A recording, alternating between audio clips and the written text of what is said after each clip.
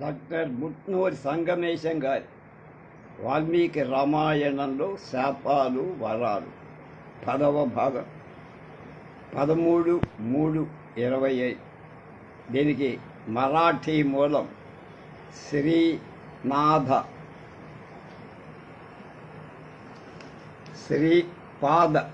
శ్రీపాద రఘునాథ భిడే.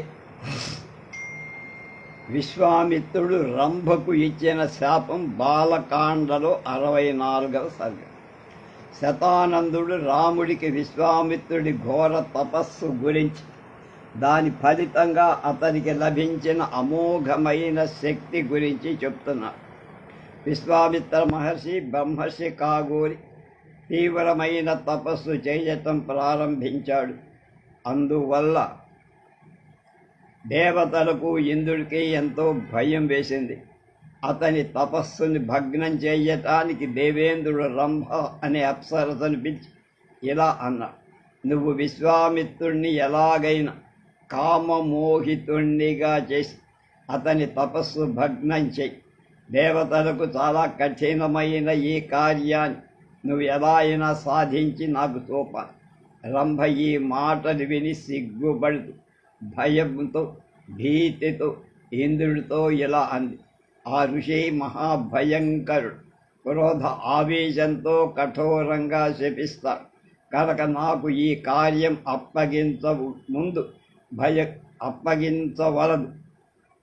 అప్పగించదు. నాకు చాలా భయం వేస్తోంది ఇంద్రా అని అలా గడగడ వణుకుతూ చెబుతున్న రంభను ఓదారుస్తూ ఇంద్రుడు ఇలా అన్నాడు: నువ్వు భయపడక్కల్లా, కోయిల గుంపు మన్మధుడు నీ వెంట వస్తాడు.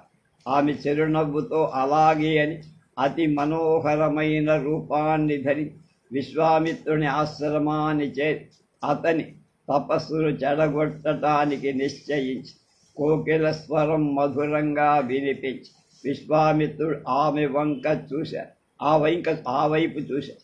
ఎదురుగా రంభ కనిపించి కోకిల స్వరం, రంభ గాన స్వరం అకస్మాత్ సందర్శనం విశ్వామిత్రుడి మనస్సులో సందేహాన్ని కలిగి దేవేంద్రుడి ఆగడం అతడు అవలీలగా గ్రహించాడు.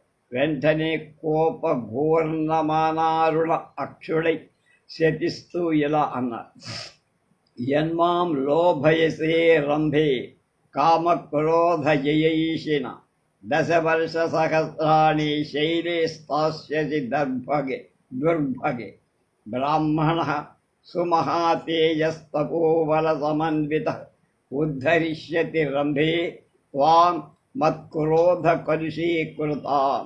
ఉసే దుష్టురాల రంభ, కామక్రోధాలను జయించాలని తపస్సు నేను చేస్తుంటే నువ్వు లోభ పెట్టాలని ప్రయత్నం చేస్తావు.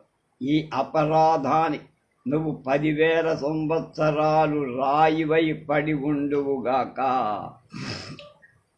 నా శాప అవధి ముగిసిన తర్వాత ఒక మహా తేజస్వి అయిన బ్రాహ్మణ తపస్వి అంటే బ్రహ్మపుత్రుడైన వశిష్ఠుడు నిన్ను ఆ శాపం నుండి ఉద్ధరిస్తాడు. మునిగిచ్చిన శాపానికి రంభ తక్షణమే శివరూపాన్ని ధరించింది.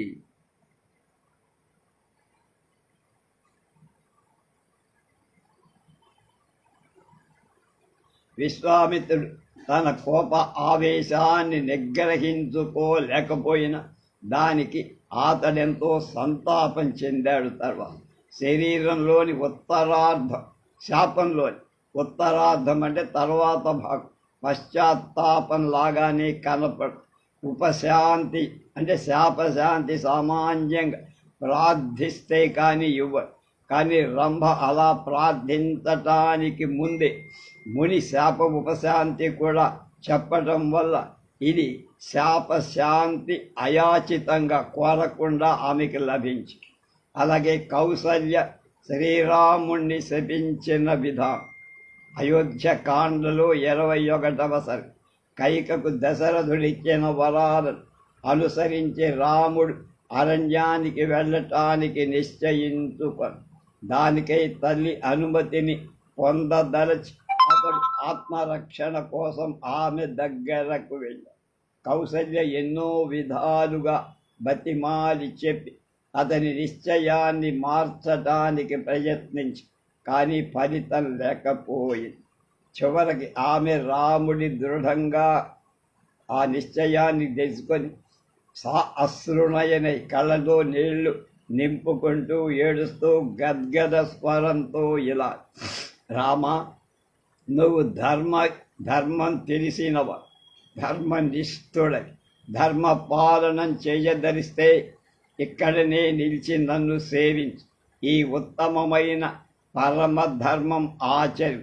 వత్స నియమపూర్వకంగా తన ఇంట ఉండి మాతృసేవ చేసి కాశ్యపుడు ఉత్తమ ఫలాన్ని పొంది స్వర్గలోకానికి వెళ్ళాడన్న సంగతి నీకు తెలియదేమో. గురుభావంలో రాజు ఎలా నీకు పూజ్యుడో అంటే పూజ్యుడో తండ్రి అంటే దశరథుడు, నేను కూడా తల్లిగా అలాగే పూజ్యురాలు. నేను నీ వనవాసానికి అనుమతించను కనుక నువ్వు వనానికి వెళ్ళవద్దు అంటే అరణ్యాన్ని. నీతో కలిసి ఉండి తృణభోజనమైనా తీసుకోవటానికి నాకు చాలా ఇష్టంగా, కానీ నిన్ను విడిచి నాకు ఏ జీవితంలో ఏ ప్రయోజనం కూడా లేదు, ఎలాంటి సుఖం కూడా లేదు. నన్ను దుఃఖంలో దిగవిడిచి నువ్వు అరణ్యానికి వెడితే నేను ఉపవాసం చేసి ప్రాణాలు వదిలేస్తా, జీవించి ఉండలేను అని. తతస్త్వం ప్రాప్స్యసే పుత్ర నిరయం లోక విస్తృత బ్రహ్మహత్యామివా ధర్మాత్ సముద్ర సరితాం పతి. అప్పుడు నీకు లోక ప్రసిద్ధమై బ్రహ్మహత్యా సదృశ్యమైన నరకతుల్యమైనటువంటి బాధకుడు. మునుపు బ్రహ్మహత్యా దోషం చేత సరిత్తు ప్రభువైన సముద్రుడు ఇలాంటి బాధనే తన అధర్మానికి ఫలంగా అనుభవించి. ఈ మాటలు శాపం అనిపించుకుంటాయా? ప్రత్యక్షంగా ఎక్కడా శాపం లేదు, కానీ అభిప్రాయం స్పష్టం అయిన షరతులతో కూడిన శాపం. ఆ షరతు పాటింపబడల. రాముడు ఒప్పుకోలేదు, అరణ్యాలకు శాపం కూడా ఫలించదు. బహుశా కౌసల్యకు శాపమిచ్చే అధికారం లేకపోయి ఉండొచ్చు అనుకో, లేదా పుత్ర వియోగం అసహ్యమై ఆమె శాపతుల్యమైన ఈ కఠినమైన మాటలు పడి తన మనోగతాన్ని వెల్లడించింది అని భావించి. అలాగే 20 దశరథుడు కైకా భరతులకు ఇచ్చినటువంటి శాపం. అయోధ్యకాండ 42వ సర్గ. అరణ్యానికి వెళుతున్న రాముడి రథధూళి ఎంతవరకు కనిపిస్తుందో అంతవరకు దశరథుడు తన చూపు ఆ వంక నుంచి మరల్చడు. తరువాత అతడు అత్యంత దుఃఖితుడై విషాద భారాన్నితో మూర్ఛపోయి, ఆ సమయంలో అతనికి చేయూతని ఇచ్చి తోడ్పడటానికి కౌసల్య కుడి ప్రక్కన, కైక ఎడమ పక్కన నిలబడి ఉన్నది. కనుక కళ్ళు తెరిచిన రాజు కైకేయుని చూసి వ్యధితుడై ఇలా పలిక, కైకేయీ మామకాంగాని మా సాక్షి పాపనిశ్చయే, మా సాక్షి ప్రాపనిశ్చయే, నహి త్వాం ద్రష్టుమిచ్చామి నా భార్యా నచ బాంధవ్, ఏ చ త్వాం అనుజీవంతి నాహం తేషాం న తే మమ, కేవలార్ధవరాం హి త్వాం శక్తధర్మాం త్యజామ్యహం. ఆగృహ్ణాం యచ్చతే పాణిమగ్నిం పర్యనయం చ యత్ అనుజానామి తత్సర్వం అస్మిన్ లోకే పరత్ర భరతశ్చేత్ర ప్రతీతః స్యాద్రాజ్యం ప్రాప్యై తదవ్యయం యన్మే న దద్యాత్ పిత్తరర్థం మాం మాం తద్దత్తమాగమత్. ఒసే పాపబుద్ధి కైకేయి, నువ్వు నా శరీరాన్ని ముట్టుకోవద్దు, నేను నిన్ను చూడాలని కూడా అనుకోవట. నువ్వు నా భార్యవు కావు. ఈ క్షణం నుంచి బంధువు కూడా కావు. నీ ఆశ్రయంలో జీవిస్తున్న వాళ్ళకి నేను ప్రభువును, రాజును కూడా కాదు. వాళ్ళు నాకు పరిజనులు కూడా కాదు. నువ్వు కేవలం డబ్బు కోరిన దానివై ధర్మాన్ని వదిలిపెట్టా. అందుచేత నిన్ను వదిలిపెట్టేస్తాను. నేను నీ పాణిగ్రహణం పెళ్లి చేసుకొని అగ్ని ప్రదక్షిణాలు చేసి నెలకొల్పిన బంధమంతా ఈ లోకం వరకే కాదు, ఇటు పైన ఇక్కడ కాని పరలోకంలో కాని నాకు ఆ సంబంధం అక్కర్లేదు, ఉండక్కర్లేదు, నేను కోరుకోవటం లేదు. విడిచిపెట్టేస్తా. నీ కొడుకు భరతుడు నిర్విఘ్నంగా ఇక ఈ రాజ్యాన్ని పాలించి సంతోషించాడా? అతడు నాకు శ్రాద్ధక్రియలు చేసి పిండోదకాలు కూడా విడవరాదు. ఇక నాకు ఇవి ఒకవేళ వాడు వదిలినా అవి నాకు చెందవు. దశరథుడి మాటలు వాల్మీకి శాపాలని ఎక్కడా చెప్పరు. కానీ ఇది శాపవనాలే, వచనాలే. మహాదేవుడి ఆజ్ఞపై స్వర్గం నుండి విమానం మీద వచ్చి రామలక్ష్మణులను కలిసినప్పుడు దశరథుడితో రాముడు పలికిన మాటలలో ఇవి శాపాలనే పేర్కొనబడి యుద్ధకాండ 119లో ఉందమ్మా. కురు ప్రసాదం ధర్మజ్ఞ కైకేయ్యా భరతస్య సపుత్రాణం త్వాం త్యజామి యదుక్తా కేకయీ న శాపః కేకయాం ఘోరం సపుత్రా న స్పృశేత్ ప్రభు. ధర్మజ్ఞుడైన ప్రభు దశరథ మహారాజ్ కైకేయి భరతుల ఎడల ప్రసన్నుడుగా వాళ్ళని కరుణి నిన్ను పుత్ర సహితంగా విడిచిపోతున్నామని కైకేయికి ఇచ్చిన మీ శాపం వాళ్ళకి చెందకుండుగా. దశరథుడు ఈ ప్రార్థనని అంగీకరించాడు. ఈ శాపం దాన్ని ఏమంటారు? నియమాంచిత శాపం అన్నారు. అలాగే 21 మునికుమారుడు దశరథుడికి ఇచ్చిన శాపం అయోధ్యకాండలో 63వ సర్గ.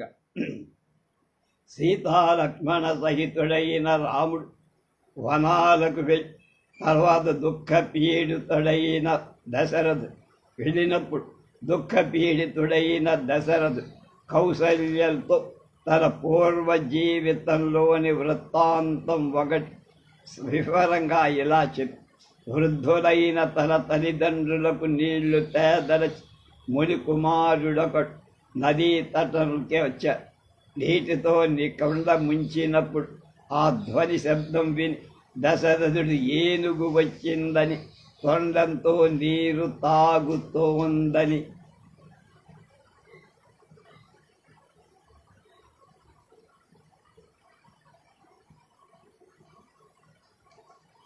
భావించాడు. ఆ శబ్దాన్ని లక్షించి అతడు వెంటనే బాణం వదిలాడు. అది ఆ ముని కుమారుడికి తగిలి ప్రాణాంతకమైన వేదన కలి అతని ఆత్మస్వరం విని దశరథుడు దగ్గరకు ముని కుమారుడు నేలబడి గిల కొట్టుకొట్టు. అతడు అలా ఉండి కూడా రాజును చూసి ఇలా అన్నాడు, నా తల్లిదండ్రులు చాలా దాహంతో ఉన్నారు, ఎంతగానో నా కోసం ఎదురు చూస్తూ ఉంటారు కనుక వాళ్ళకి వెంటనే నువ్వు ఈ నీరు అందించు. తర్వాత నేను ఇలా మృత్యుముఖంలో పడి ఉన్నానని చెప్పు. ఈ సమాధానం నీ స్వయంగా చెప్పకపోతే ప్రజ్వరిల్లుతున్న అగ్ని అరణ్యాన్ని ఎలా దహించి వేస్తుందో అలాగే వాళ్ళ క్రోధాన్ని నిన్ను దహించి భస్మం చేస్తుంది. అలా చెప్పి తన తల్లిదండ్రులు ఉన్నటువంటి ఆశ్రమానికి దోవ చూపించి ఇలా అన్న, త్వం ప్రసాదయగత్వా త్వం నత్వా సంకుపితః శతే. నువ్వు వెళ్ళి మా తండ్రిని ప్రసన్నాన్ని చేసు, లేకపోతే ఆయన కోపంతో నిన్ను శపిస్తా. అలా చెప్పిన తరువాత దశరథుడు ఆ కుమారుడి శరీరంలో గుచ్చుకున్న బాణాన్ని తీసేశాడు. కొద్ది సమయంలోనే ఆ ముని కుమారుడు ప్రాణాలు విడిచి ఇక్కడ ప్రత్యక్షంగా శాపం ఏమి ఇవ్వల, కానీ శాప భీతి మాత్రం కలిగి కనుక శాప స్వరూపం ఏమిటో మనకు తెలియరా. ఈ శాపాన్ని నియమాంచితం అంటారు. అలాగే 22 శ్రవణ ముని దశరథ మహారాజు అయోధ్యకాండలో 64లో ఇచ్చిన శాపం. దశరథుడు కౌసల్యతో ముని కుమారుడి వధ తరువాత వృత్తాంతాన్ని చెబుతున్నాడు. ఇవన్నీ అయిపోయారా బాబు?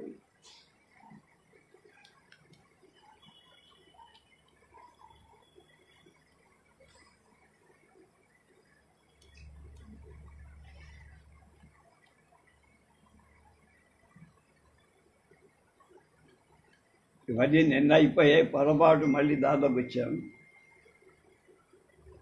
బ్రహ్మ రావణుడికి ఇచ్చిన శాపం, యుద్ధకాండ పదం.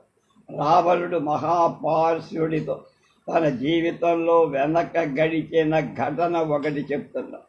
సీతను అపహరించి రావణుడు ఆమెకును లంకకు తెచ్చాడు.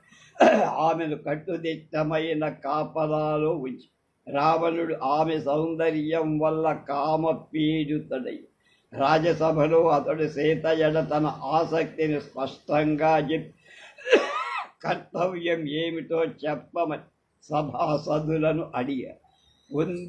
కొందరు అతని మాటను ఆమోదించారు. రాముణ్ణి చంపి రావణుడికి చిరకాల సీతను భోగించేటువంటి అవకాశం ఇస్తామని కుంభకర్ణుడు ప్రతిజ్ఞ చేశారు.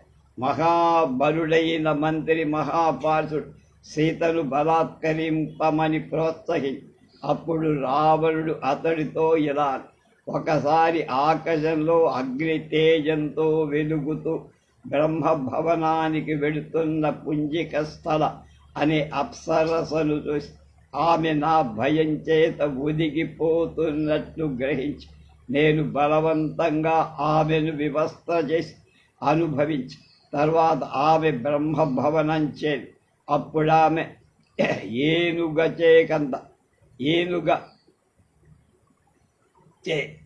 కలత చెందిన పద్మ సరోవరంలాగా శోభహీనమై కనిపించి అది చూసి బ్రహ్మ జరిగినదంతా గ్రహించి మహాకోపంతో నన్నిలా శపించి అద్య ప్రభృతి యామన్యాం బలా నారీం గమిష్యతి తదా తే సతథా మూర్ధ పరిష్యతి న సంశయ. ఒరే, ఇవాల్టి నిండు నీవు ఏ స్త్రీనైనా బలాత్కరించావా అప్పుడే నీ తల 1000 ముక్కలవుతుంది, 100 ముక్కలు. ఇది నిస్సంశయం అని శపించినందువల్ల భయపడు. అందువల్ల సీతను బలాత్కరించటానికి పూనుకోలేదు. ఈ శాపము నియమాంచిత శాపం. అలాగే 36 శుకుడు శ్రీరాముడికి ఇచ్చిన శాపం. రావణుడి యుద్ధకాండ 20వ సర్గ. రావణుడి వధించటంలో సహాయపడటానికి వానరరాజు సుగ్రీవుడు సమస్త సేనలతో వచ్చి సముద్ర తీరంలో విడిశాడు. రావణుడి వేగులవాడైన శార్దూలుడు సముద్ర తీరంలో గల వానర సేనా సమూహానంతా చూసి వచ్చి రాముడికి విషయం చెప్పాడు. రావణుడు కలత చెంది అప్పుడు శుకుడి దూతగా సుగ్రీవుడి వద్దకు పంపాడు. అంటే శుకుడనే వాణ్ణి సుగ్రీవుడి దగ్గరకు దూతగా. శుకుడు పక్షి రూపంలో ఎగిరి ఆకాశ మార్గంలో వచ్చి సుగ్రీవుణ్ణి చూశాడు. కానీ ఆ సమయంలో అక్కడ నిలిచి అతడు సుగ్రీవునికి పంపిన రావణుని సందేశం వినిపి, కానీ ఇంతలోనే వానరుడు అతన్ని పట్టుకొని భూమికి రెక్కలు, సుఖమంటే చిలక, దాన్ని రెక్కలు విరిచి పిడిగుద్దులతో పీడిస్తారు. అప్పుడు రాముడితో ఇట్లా అన్నాడు, నేను దూతను మహారాజా, దూతని ఇలా బాధించటం అనుచితం. ఈ మాటలు విని రాముడు వానరులతో అతని వదిలిపెట్టమని చెప్పి అప్పుడు అంగదుడు, మహారాజా వీడు నాకు దూతగా కాక గుప్తచరుడుగా కనపడుతున్నాడు. స్పై అంటాం వేగులవ. వీడు మన సేనా రహస్యాన్ని గ్రహించటానికి వచ్చాడు. వీడిని బంధించటం మంచిది అన్నాడు. తిరిగి సుగ్రీవుడి ఆజ్ఞపై వానరుడు వాణ్ణి పట్టుకొని బంధించి, వారు అలా బంధించగా శుకుడు రాముడితో బాగా ఏడుస్తూ ఇలా, అయ్యా, నా రెక్కలు విరిచేస్తున్నారు, కళ్ళు పాడు పొడుస్తున్నారు కనుక యాంచ రాత్రిం వరిష్యామి జాయే రాత్రించ యా మహత్ ఏతస్మిన్ అంతరే కాలే యన్మయా హ్యాశుభం కృతం సర్వం తదుపద్యేధ జహ్యాం చేజ్యతి జీవిత. నేను పుట్టిన నాటి రాత్రి మొదలు ఈనాడు వరకు సావనున్న ఈ రాత్రి వరకు గల ఈ మధ్య కాలంలో నేను చేసిన పాపాలన్నీ నీకు చుట్టుకుంటాయి. కానీ వాడి ఆక్రందాన్ని విని రాముడు అతన్ని చంపకుండా వాడు దూతరా, వాడిని వదలండని విడిపించి, వాడిది శాపమా ఆహాకారమా? శాపమైతే ప్రతిబంధయుక్తం. కుశుడికి శాపమిచ్చే అధికారం ఉందా? ఎలా కలిగింది? ఆ విషయాలెక్కడ వాల్మీకి ఉచ్చరించలేదు. 37 బ్రహ్మ కుంభకర్ణుడికి ఇచ్చిన శాపం. యుద్ధకాండలో 61వ శ్రీరాముడు అడగగా విభీషణుడు కుంభకర్ణుడి వృత్తాంతం చెప్పారు. విశ్రవస పుత్రుడైన కుంభకర్ణుడు మహాబల పరాక్రమం. అతడు యుద్ధంతో వైవస్వతుడైన యముణ్ణి, దేవరాజైన ఇంద్రుణ్ణి జయించాడు. అతని అంత ఎత్తైన రాక్షసుడింకెవడవు లేడు. అతడు దేవ, దానవ, నాగ, యక్ష, రాక్షస, గంధర్వ, విద్యాధర, కిన్నరాదులకు ఎన్నోసార్లు యుద్ధంలో జయి పారద్రోడ. దేవతలు అతనికి చంప అశక్తులు. దేవతల చేత చావబడు. అతడు స్వతహా సిద్ధంగా తేజోధిక బలుడు. తక్కిన రాక్షసుల బలం వరదాన మూలంగా ఈ మహాకాయుడు రాక్షసుడు పుట్టిన తోడని ఆకలితో వేలాది జరుడను తినేశాడు. అలా వేల కొలది అతనికి ఆహారం అవుతుంటే ప్రజలు భయపడి ఇంద్రుణ్ణి వేడారు. ఇంద్రుడు కోపించి తీక్షణమైన తన వజ్రాయుధంతో వాణ్ణి కొట్టి వజ్ర దెబ్బంచేత అతడు మరింత క్రుద్ధుడై ఇంద్రుడి వాహనమైన ఐరావతం యొక్క దంతం ఒకటి ఓడ బెదికేశాడు. ఆ దంతంతోనే అతడు దేవేంద్రుని వక్షం మీద కొట్టి ఇంద్రుడు వ్యాకులుడై జనసమూహంతో కలిసి బ్రహ్మ దగ్గరికి పరిగెత్తుకు వెళ్ళి కుంభకర్ణుడి యొక్క దౌర్జన్యాన్ని, ప్రజాభక్షణాన్ని, ఋష్య ఆశ్రమ విధ్వంసం మొదలైన పరస్త్రీల అపహరణ వంటి దుశ్చేష్టలన్నీ వివరి అలా అతని ఆట సాగనిస్తే కొద్ది కాలంలోనే ఈ సంసారమంతం అంటే ప్రపంచం అంతమైపోతున్న. ఇంద్రుడి మాటలు విని బ్రహ్మ రాక్షసులందరినీ పిలిచారు. కుంభకర్ణుని చూసే తానే భయపడి, కానీ ఎలాగో ధైర్యంతో నిలబడి వాడితో ఇలా అన్నారు. ధ్రువం లోక వినాశాయ పౌలశ్చేనాది నిర్మిత తస్మాత్ త్వమద్య ప్రభు మృతకల్ప శయిష్యతి. రే కుంభకర్ణ,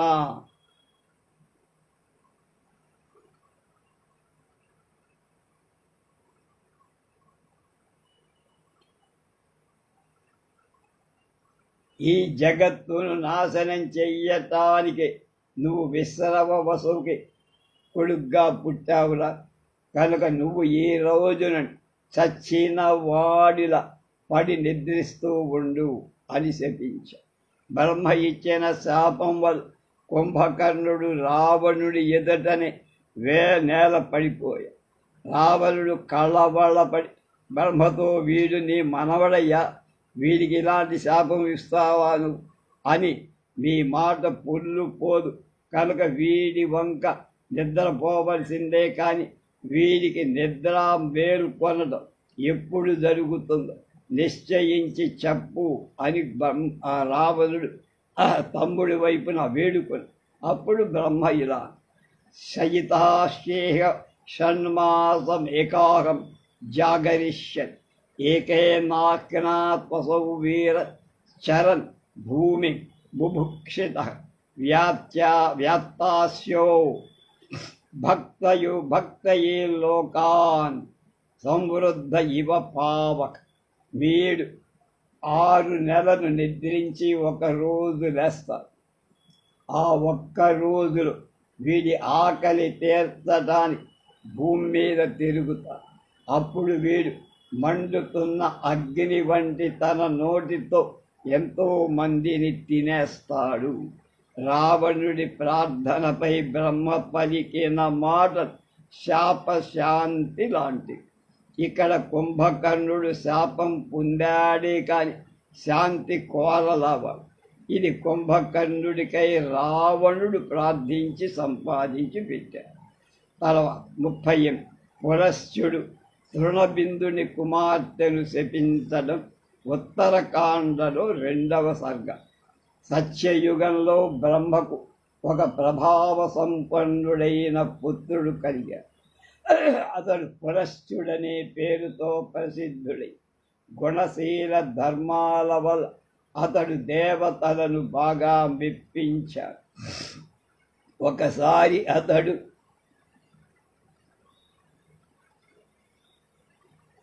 మేరువు దగ్గరలో గల రాజర్షి తృణబిందువు యొక్క ఆశ్రమానికి వెళ్ళి అక్కడే ఉండటం ప్రారంభించి అతడు తపస్సు చేసుకుంటుండగా కొందరు కంజరు అతని తపస్సు విఘ్నం చేస్తారు.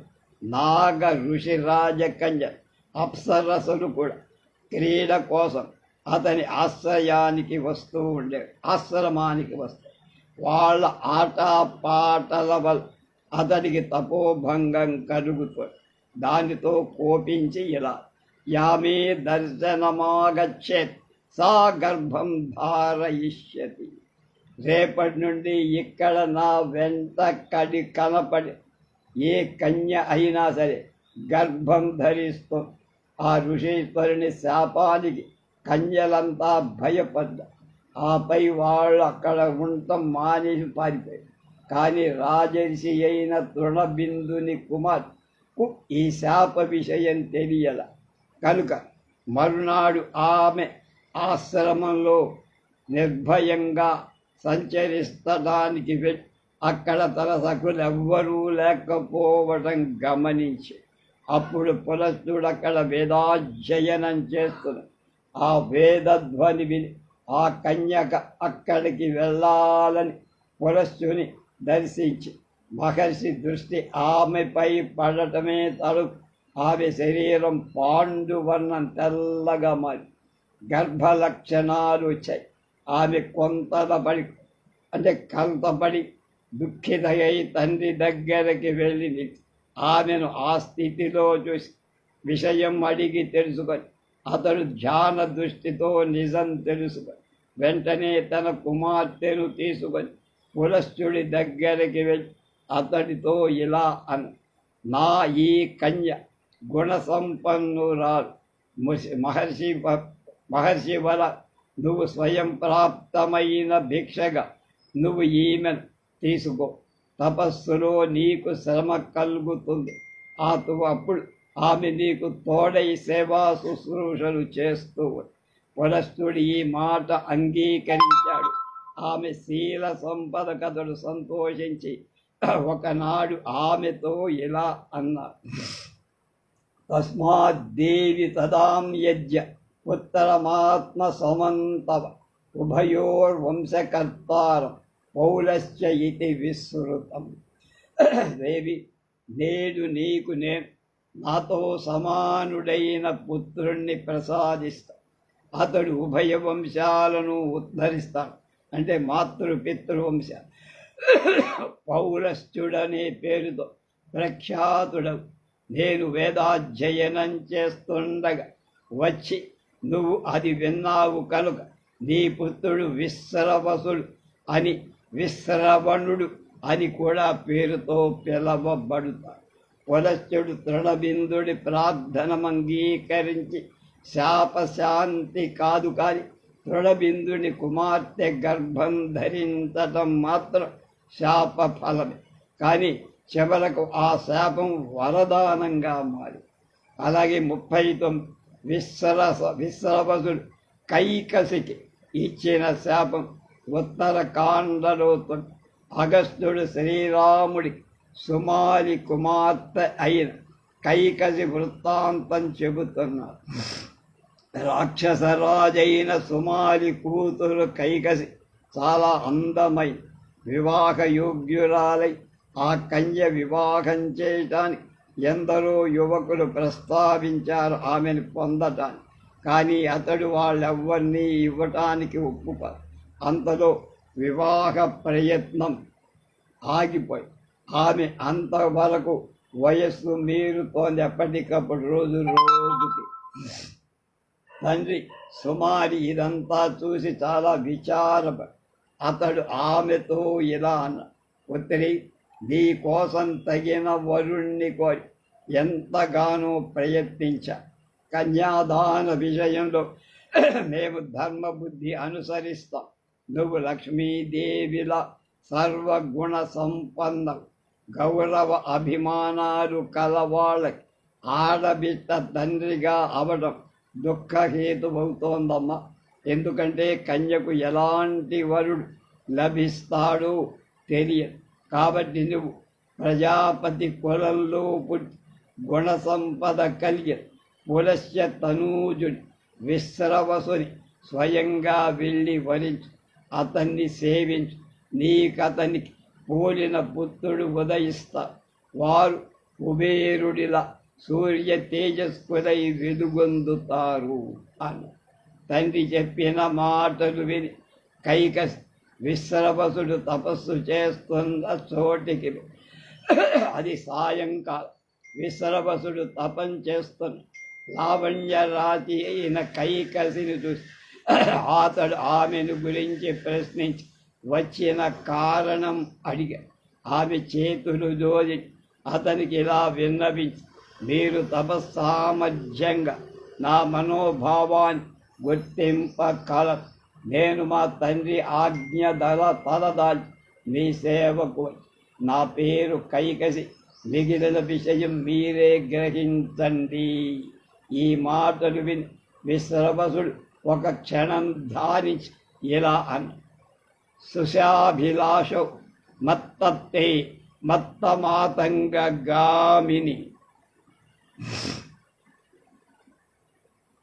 దారుణాయాం తు వేళాయాం యస్మాత్వం ముపస్థిత మాం ఉపస్థిత శృణు తస్మాత్ సుతాన్ భద్రే యాదృశాన్ జనయిష్యతి దారుణాకారం దారుణాభిజనప్రియ ప్రసవిష్యతి సుక్స్రోణి రాక్షసాన్ క్రూర కర్మణః. ఓ సుందరి, నా వలన పుత్ర ప్రాప్తి కోరి ఇక్కడికి వచ్చావు. కానీ ఓ మత్త గజగమన్, నువ్వు వచ్చిన వేళ మంచి వేళ కాదు. సమయం సందర్భం చూడకుండా దాని ఫలితంగా నీకు పుట్టబోయే పుత్రుడు స్వభావంచ క్రూర రూపంలో భయంకర, వాళ్ళకి క్రూర కర్ములైన రాక్షసులతోనే ప్రేమానుబంధం కలుగుతుంది.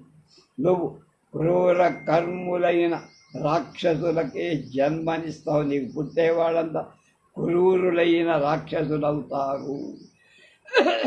ఈమె నా కుమార్తె హేమ గర్భంలో ఉదయించి ఇప్పుడు ఈమెకు తగిన వరుణ్ణి వెదకుతూ నేను ఇలా తిరుగుతున్నాను అని చెప్పింది. అతడు రావణుని పరిచయం అడగగా అతడు తాను పౌలస్త్యుని పుత్రుడైన దశగ్రీవుడని అని చెప్పాడు. నహి తస్య మయో రామ శాపాభిజ్ఞస్తపోధన విదిత్వా తేన సాదత్ తస్య పైతామహం కుల. విశ్రవసవుని రావణుని క్రూర స్వభావుడగినట్లుగా లభించిన శాపం గురించి మాయాసురుడు అనేవాడికి తెలుసు. అయినన రావణుడు బ్రహ్మకుల సంభూతుడని తెలిసి అతనికి తన కన్యనిచ్చి వివాహం చేసి ఆమె మండోదరి. రావణుడు అక్కడ అగ్నిని వ్రేల్చి మండోదరిని అగ్నిసాక్షిగా పెళ్లిస్తాడు. విశ్రవసుడు రావణుడికి ఎందుకు శాపం ఇచ్చాడో మనకు తెలియదు. బహుశా విశ్రవసుడు కైకకిచ్చిన శాపంతో దీనికి సంబంధం ఉండవచ్చు. 41 పార్వతీదేవి కుబేరుడికి శాపం ఇచ్చింది. ఉత్తరకాండలో 13లో ఉంది. రావణుడి నిరంకుశత్వాన్ని గురించి అగస్త్యుడు రాముడితో చెబుతున్నాడు.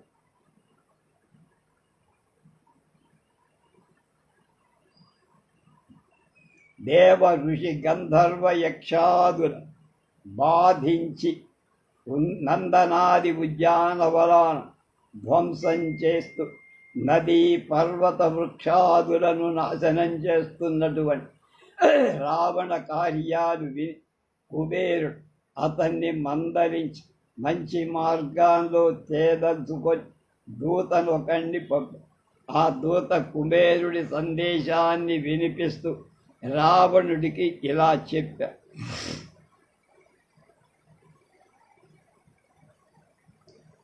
దశగిరివా, మన తల్లిదండ్రుల కులానికి అనురూపమైన పద్ధతిలో నువ్వు సంచరిస్తూ ఉండరా. ఇంతవరకు నువ్వు చేసిన అకార్యాలు అనేక. దేవతలు నిన్ను నిరోధిస్తారు. అలాగే ప్రయత్నంలో ఉన్నట్టు నేను నిన్ను నిరోధించటానికి ప్రయత్నం చేస్తున్నట్టుగా కర్ణాకర్ణిగా నాకు తెలిసి నేను శౌచ సంతోషాది సంయమాలు పొడి ఇంద్రియ సంయమ పూర్వకంగా రౌద్రవ్రతం ఆశ్రయించి ధర్మానుష్ఠానానికై హిమాలయంలో ఒక శిఖరం చేర. అక్కడ నాకు ఉమామహేశ్వరుల దర్శనం లభించింది. ఆ సమయంలో నేను ఎడమవైపు దృష్టి సారిస్తుండగా వాళ్ళని అంతగా చూడ అనుపమానమైన సౌందర్య రాశి అయిన ఉమాదేవి అక్కడ నిలిచి ఉంది. ఆమె ప్రభావంతో నా ఎడమ కన్ను మాడిపోయి కుడి కన్ను పింగళ వర్ణంగా పాడిపోయి దేవ్యా దివ్య ప్రభావేణ దగ్ధం సత్యం మమేక్షణ రేణుధ్వస్త్వవివ జ్యోతి పింగళత్వం ఉపాగతం. ఆ తర్వాత 800 ఏళ్ళు మౌన భాషం పొంది నేను ఆ మహాపావత వ్రతం చేశాను. అంటే 800 ఏళ్ళు మాట్లాడకుండా తపస్సు చేశాను. అప్పుడు శంకరుడు కరుణించి దర్శనమిచ్చి నేను అతన్ని మిత్రుడినయ్యా. అయినా నాకు ఏకాక్షి పింగళ నామం శాశ్వతం. కుబేరుడికి ఒకటే కన్ను, రెండో కన్ను పింగళం కన్నులో. కాబట్టి నువ్వు కులానికి కళంకం తెచ్చేటువంటి పాప కర్మల సంగతిని వదిలిపెట్టురా, మంచిగా బతుకు. దూత చెప్పిన సందేశాన్ని విని రావణుడు మహోదగ్రుడై ఆ దూతను కుబేరుణ్ణి ప్రాణంతో ఉండనివ్వను అని ప్రతిజ్ఞ చేసి కత్తి దూసి ఆ దూతను అక్కడే చంపేశాడు. ఈ శాపం సందేహం కుబేరుణ్ణి ఎడమ కన్ను దగ్ధమై కుడి కన్ను పింగళ వర్ణంగా మారి అది పార్వతీదేవి దివ్య తేజ ప్రభావం వలన శాపం వల్ల. ఇది శాపం అనిపించుకో, శాపం వాచికం నోట్లో అనాలి. ఎవడైనా ఋషి కానీ ఎవరైనా. పార్వతి ఈ సందర్భంగా నోరు విప్పి శబ్దోచ్చారణ చెయ్యాలి. అలాగే 42 నందీశ్వరుడు రావణుడికి ఇచ్చిన శాపం. ఇది కూడా ఉత్తరకాండ 16వ సర్గలు. అగస్త్యుడు రాముడితో రావణుడికి నందీశ్వరుడికి ఇచ్చిన శాపాన్ని గురించి ఇప్పుడు చెబుతున్నా. కుబేరుణ్ణి జయించి రావణుడు పుష్పక విమానాన్ని ఎక్కి శరవణ సమీపంలో పర్వతంపై వెళ్ళాలనుకో, కానీ అక్కడ పుష్పకం ముందుకు పోల. కుబేరుడి వాహనం అవటం చేత ఈ విమానం కుబేరుడికి తప్ప ఇతరులకు వాహనం కాలేదేమో అని మారీచుడు అనుకున్నాడు. ఇంతలో శంకరుడి పార్శ్వదుడైన నందీశ్వరుడు రావణుడి దగ్గరికి వచ్చి నందీశ్వరుని చూడటానికి వికృతంగా కనిపించాడు. అతడి శరీర వర్ణం నలుపు, పసుపుల మిశ్రమ వర్ణంగా ఆకృతి హ్రస్వమై వికారంగా కనబడి తన మొండితనం భుజాలు చిన్నవి. మొండితం అంటే గుండు కొట్టించుకున్న భుజాలు చిన్న. అతడు వానర రూపంలో వచ్చాడు. రావణుతో అతడు వెనకకు వెళ్ళరా, ఈ పర్వతం మీద శంకర మహాదేవుడు విహరిస్తున్నాడు కనుక ఇక్కడికి ఇతరులు రాకూడదు అని నయాన భయాన చెప్పారు. అది విని రావణుడు కోపంతో శంకరుడెవడ్రా అని అరుస్తూ పర్వతం మూలంచే అక్కడ శంకరుడిని తత్సమీపంలో మెరుస్తున్న శూలం ధరించి ఆ పరమశివుడిలా నిలిచిన నందిని చూశారు. అతని వానర ముఖాన్ని చూసి తిరస్కార భావం రావణుడు అట్టహాసం చేశాడు. దాని మీద కోపించి నంది వాణ్ణి శపించాడు. ఏమన్నాడు? యస్మద్వానర రూపం మామవజ్ఞాయ దశానం అశనీపాత సంకాశ అపహాసం ప్రయుక్తవాన్ తస్మాన్ మద్వీర్య సంయుక్త మద్రూప సమతేజస ఉత్పత్స్యంతి వధార్హమి కులస్య తవ వానరాః నకదంష్ట్రాయుధాః క్రూర మనః సంపాతరం హవః హనః యుద్ధన్మత్తా బలోద్రిక్తాః శైలా ఇవ విసర్పిణః తే తవ ప్రబలం దర్పం ఉచ్ఛేదం చ పృథగ్విధం వ్యపనేష్యంతి సంభూయ సహామాచ్యసు తస్య చ కిం త్వదానీం మయా శక్యం హంతుం త్వాం హే నిశాచర న హంతవ్యో హతస్త్వం హి పూర్వమేవ స్వకర్మభిః. రే దశానన, 10 తలలు గల రావణాసుర, నీవు నా వానర ముఖాన్ని చూసి అవహేళన చేసి పిడుగులు పడినట్లుగా బిగ్గరగా అట్టహాసంగా నవ్వావు పగలబడి. కనుక నీ కులం నాశనం చెయ్యటానికి నాతో సమానమైన బల రూప తేజస్సులు కల వానరుడు జన్మిస్తా. వాళ్ళు నఖదంత ఆయుధులై మనోజవం కలవాడు. అంటే మనసు ఎంత వేగంగా పరిగెత్తుతుందో అంత వేగంగా పరిగెత్త కలవాళ్ళై యుద్ధ ఉన్మత్తులై మహాబలులై సర్వతోపమానై అంటే ఎవరికి సాటి లేని వాళ్ళై ఉంటారు. వాళ్ళందరూ ఏకమై వచ్చి నిన్ను మంత్రి పుత్ర సహితంగా వధించి నీ గర్వాన్ని అణచివేస్తా. నిన్నిప్పుడే చంపగల శక్తి నాకున్నది, కానీ నిన్ను నేను చంపదలచటంలా. నువ్వు చేసిన కుచిత కర్మలకు ఫలితంగా నువ్వు ఇప్పటికే చచ్చావు. నందీశ్వరుడు ఇట్లు స్పష్టంగా భవిష్యత్తు ఎరిగించిన రావణుడు అతని మాటలను లక్ష్య పెట్టాల. తెరే జాట్ అంటారే ఆ పర్వతాన్ని సమూలంగా పెకరించి విసిరివేసే తలంపుతో దాని కింద తన భుజాలు ఎత్తబోయాడు. అప్పుడు పర్వతం కదలటం ప్రారంభం. శంకరుడు అది గమనించి పర్వతాన్ని తన కాలి బొటన వేలుతో ఒక నొక్కు నొక్కాడు. దానితో రావణుడి భుజాలు పర్వతం కింద నలిగిపోయాయి. అది చూసి రావణుడి మంత్రుడు ఆశ్చర్యపోయాడు. తర్వాత రావణుడి మంత్రుడు శంకరుణ్ణి ప్రార్థించి ప్రసన్నుణ్ణి చేసుకుంటానికి తగుందని చెప్పగా అతడు అలా చేసి భగవంతుణ్ణి మెప్పించాడు. సుందరకాండ 50లో రాక్షసుడు హనుమంతుడికిచ్చి కత్తి తెచ్చి రాజసభలో రావణుడి ముందు నిలిపాడు. అతన్ని చూసి రావణుడు రోషభరితుడయ్యాడు. అతని మనస్సులో ఎన్నో అనుమానాలు. అతడు పరాక్రమశాలి అయిన వానర రాజును గురించి ఇలా మనస్సులో మదనపడ్డ. కిమేష భగవాన్ నంది భవేత్ సాక్షాత్ ఇహాగత ఏ శక్తోస్మి కైలాసే మయా ప్రహసితే పుర సోయం వానరమూర్తి స్యాత్ కిం శ్రిద్ బాణోపి వాసురః. ఇతడు వానర రూపం పొంది వచ్చినటువంటి నందీశ్వరుడా అనిపిస్తాడు.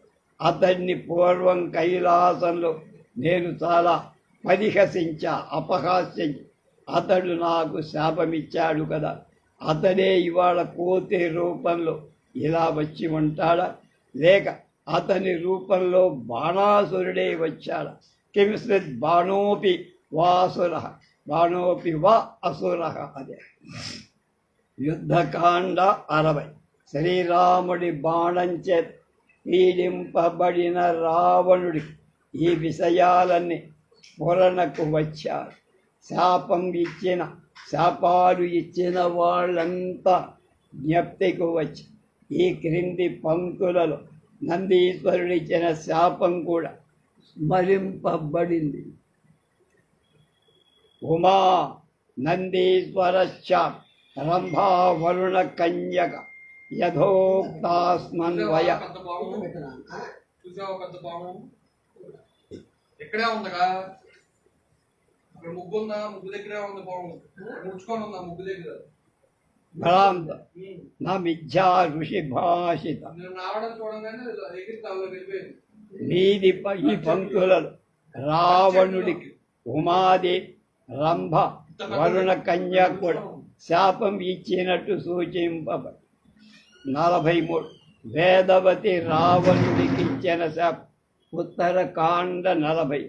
అగస్త్యుడు రాముడికి వేదవతి రావణుడి గురించి చేసిన ప్రతిజ్ఞా వృత్తాంతం చెబుతారు. హిమాలయ పర్వతంలో గల వనాలలో సంచరిస్తూ రావణుడు ఒకనాడు తపస్వి అయిన కన్యను చూశాడు. ఆమె దేవాంగనల దేదీప్యమాన తేజంతో వెలుగుతారు. ఆమెను చూసి రావణుడు కామంతో ఆ కన్యను రూపలావణ్యాలను ప్రశంసించి ఆమెను తపస్ నుండి మరల్చేటువంటి ప్రయత్నం చేసి ఆమెతో మాట్లాడబోవగా ఆమె అతనికి ఆతిథ్యమిచ్చి ఇలా చెప్పి, నా పేరు వేదవతి, నేను బృహస్పతి పుత్రుడైన వేదాధ్యయనశీలుడైన బ్రహ్మర్షి కుశధ్వజుడి కుమార్తె. మా తండ్రి విష్ణువుని అల్లుడిగా కోరుతున్న. అతని అభిప్రాయమెరిగి కోపించి శంభుడనే దానవుడు అతన్ని రాత్రి నిద్రిస్తుండగా చంపాడు. మా తల్లి దుఃఖభారంతో పతితో పాటు చితాగ్నిలో పడి మరణి. మా తండ్రి మనోరథాన్ని పూరించటానికి ప్రతిజ్ఞ చేసి నేనిలా తపస్సు చేస్తా అని చెప్పగా విని రావణుడు విష్ణువును నిందించి ఆమెను తనకు భార్య కమ్మనడి. విష్ణుని గురించి అవమానంగా మాట్లాడినందు వేదవతి రావణుడిని నిందించింది. అంతలో ఆ రాక్షసుడు ఆమె కేశపాశాన్ని గ్రహించి ఆమె మహాక్రోధంతో తన చేతితో ఆ కేశాలను ఖండించి రోషావేశంతో అగ్నిలా ప్రజ్వలలి రావణుడు దహింప చేస్తున్నట్లు కఠోరంగా ఇలా, ఒరేయ్ నీచా రావణ, నువ్వు నన్ను అంటే అవమానించావు ముట్టుకొని, కనుక నేను ఈ జీవితం ఇక కొనసాగించ, నీ ముందే అగ్ని ప్రవేశం చేస్తా. యస్మాత్ దర్శితాం చాహం త్వయా పాపాత్మనా వని, తస్మాత్ తవ పదార్థం హి సముత్పత్స్యేవ్యహం పునః. నహి శక్య స్త్రియాహంతు పురుషः పాపనిశ్చయ, శాపే త్వయి మయోత్సృష్టే తపస్పశ్చ వ్యయో భవేత్. యది త్వస్తి మయా కించిత్ కృతం దత్తం హుతం తదా, తస్మాచ్చ యోనిజ సాధ్వీ భవేయం ధర్మిణః సుతాః. పాపాత్ముడవైన నువ్వు ఈ వనంలో నన్ను ముట్టుకొని అవమానించి, కనుక నిన్ను వధించటానికి నేను మళ్ళీ జన్మిస్తా. స్త్రీని కనుక నా శరీర శక్తితో పాపాత్ముడైన పురుషుణ్ణి వధించకూడదు. నీకు శాపం ఇస్తే నాకు తపస్సు వ్యయమై, కనుక నేను దాన హోమాది సత్క్రియం ఎన్నో చేశా. మరు జన్మలో అయోనిజనై సాధ్విగా ఏ ధర్మాత్ముడికో పుత్రికగా పుడు అని పలికి ఆమె మండుతున్న అగ్నిలో పడి, అప్పుడు ఆకాశం నుండి పుష్పవృష్టి కురిసి యుద్ధకాండ 80 శ్రీరాముడి బాణాలకు వెలిసి బాధితుడైన రావణుడు తనతో మును అగ్ని ప్రవేశం చేస్తూ వేదవతి పలికిన మాటలు జ్ఞాపకం వచ్చి అన్నాడు. 11వ సప్తోహం వేదవచ్యా చ యథా సా దర్శితాపు సేయం సీతా మహాభాగ జాతా జనకనంది. పూర్వం వేదవతి నన్ను శపించి నేనామెను బలాత్కరింపపోయాను. బహుశా ఆమె ఇప్పుడు సీతగా ఉద్భవించి ఉత్తరకాండంలో వర్ణించిన వేదవతి మాట శాపతుల్యాలే కాని స్పష్టంగా తపక్షయం అవుతాయని, అందుచేత శాపం ఇవ్వనని ఆమె ముందుగానే చెప్పి, అయినా యుద్ధకాండలో రావణుడు ఆమె వాక్యాలు స్మరించి అవి శాపంగానే వాడు భావి. అంటే ఈ వచనాలు శాపవాణి అనిపించుకుంటుందో లేదో చెప్పటం కష్టం. ఆమె వచనంలో గల ఉత్తరార్థం నిశ్చయంగా శపథమే. వేదవతితో పాటు ఉమ, నందీశ్వరుడు, రంభ, వరుణ కన్యా కూడా తనను శపించిన విషయం రావణుడుకు అప్పుడు జ్ఞాపకం వచ్చి 44 అనరణ్యుడు రావణుడి శపించటం. ఉత్తరకాండ 10 అనరణ్య మహారాజు రావణుడికి ఇచ్చిన శాపాన్ని అగస్త్యుడు రాముడికి చెబుతాడు. మరుత్తులు జయించిన తరువాత రావణుడు ఇతర నరేంద్ర రాజులను కూడా జయింపాలని నాతో యుద్ధం చేయండి లేదా ఓడినట్టు అంగీకరించండి అని తిరుగుతాడు. అది పత్తగించి పలుకుతూ పోయి అతడు దుష్యంత, సురధ, గాది, గయ, పురూరవులను ఎదిరి వారు పరాజయాన్ని అంగీకరి తర్వాత అయోధ్యకు వచ్చి ఇక్ష్వాకు వంశకుడైన అనరణ్య మహారాజు యుద్ధానికి పిలిచాడు. అనరణ్యుడు ఆ యుద్ధం చేయటానికి ఒప్పుకొని రావణుడితో యుద్ధం యుద్ధంలో తన సేన నశించి ఉండటం, తాను రావణుడి శరీరంలో గుప్పించిన వందలాది బాణాలు వాణ్ణి ఏమి దెబ్బ కొట్టకపోవటం చూసి అనరణ్యుడు ఆశ్చర్యం. రావణుడు అతని మస్తకాన్ని చేత్తో కొట్టి ఆ దెబ్బ కాదు రథంపై నుండి ధ్వర్లి కింద.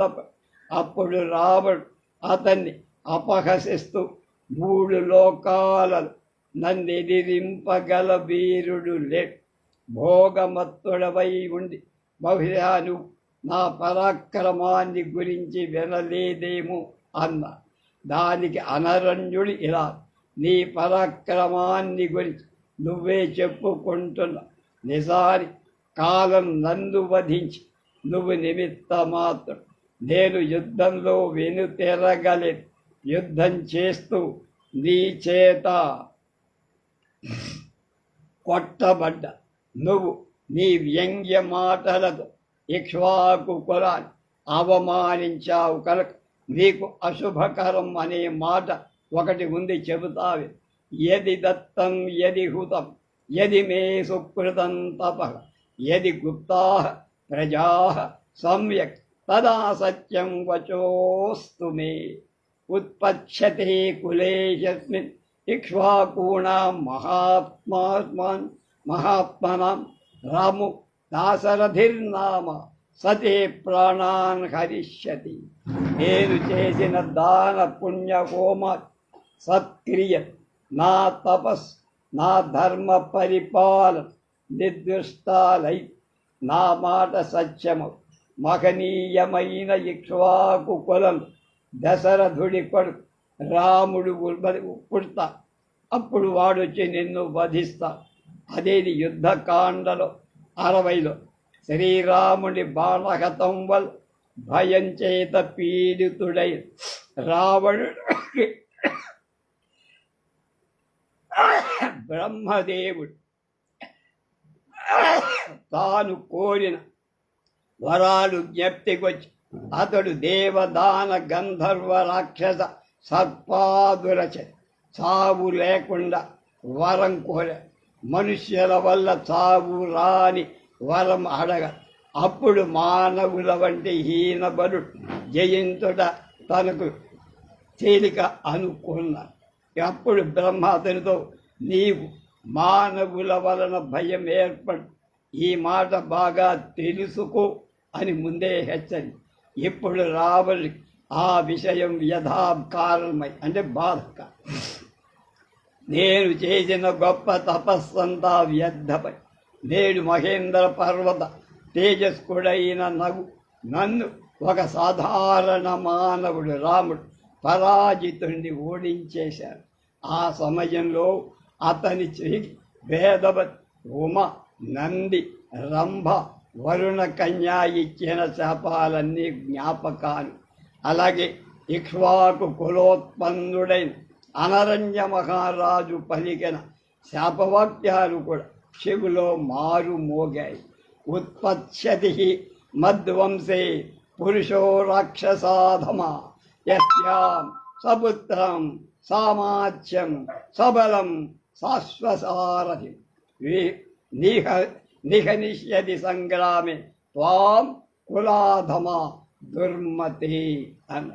ఒరే కులధ్వంసి, రాక్షసాధం, దుర్మతి, నా వంశంలో ఒక మహావీరుడు ఉదయించి నిన్ను సపుత్రామాచ్య పరివారం రథ అశ్వసారథి సహితంగా చంపేస్తాడు.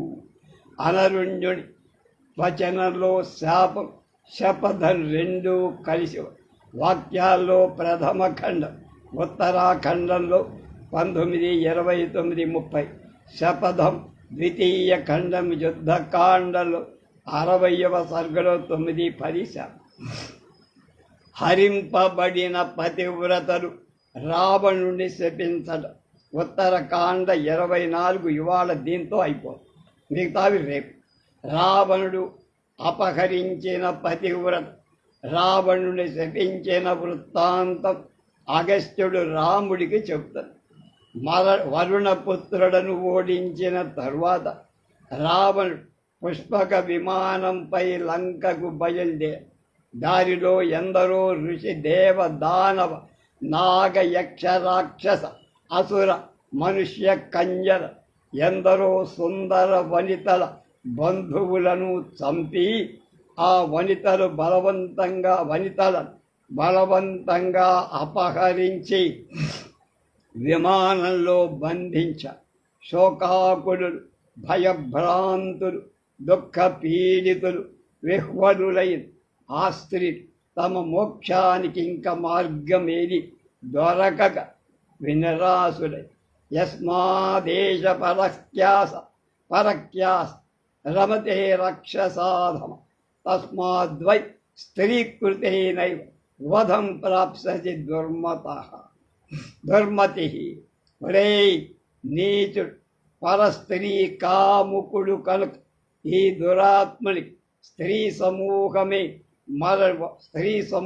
మూలంగా స్త్రీ వల్లని మరణం సిద్ధించుగాక అని వాళ్ళంతా శపించి ఆ స్వాధ్వీమణులు ఇలా శపించిన స్వర్గములో దేవదుందుభులు మోగు ఆ తోట పూలవాన కురి పతివ్రతలై ఆ సాధ్వీ జనం ఇలా శపించినందుకు రావణుడి శక్తి బాగా తగ్గిపోయి అతడు నిస్తేజస్కుడయ్యా. అతన్ని మనసు ఉద్వేగ భరితమై వాళ్ళు అతని కంటగింపుగా తోచారు. తర్వాత ఏం జరుగుతుందో రేపు తెలుసుకుందాం.